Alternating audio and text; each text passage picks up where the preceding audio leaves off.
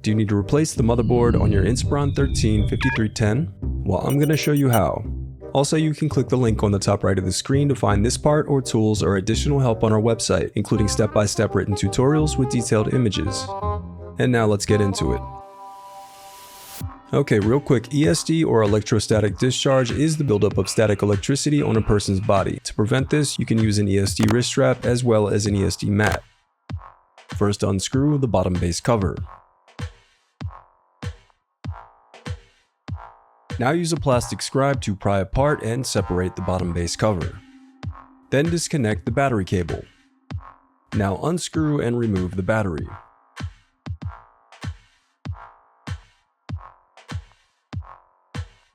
Then disconnect and remove the CMOS battery. Now unscrew and remove the Wi-Fi bracket. Then disconnect the antenna cables and then slide out the Wi-Fi card. Then peel away the mylar that covers the solid-state drive. Now to replace the 2230 SSD, unscrew and remove the solid-state drive bracket.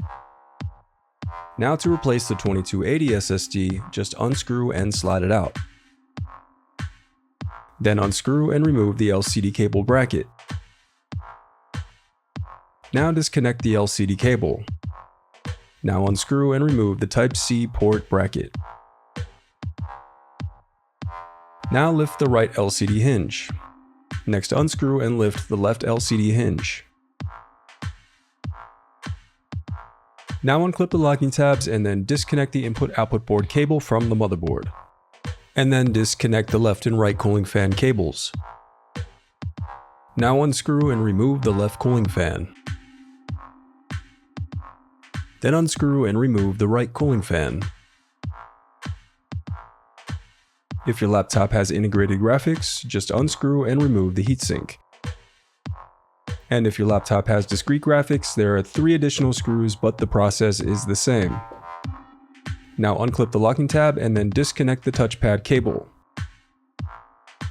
Then unclip the locking tab and disconnect the keyboard cables.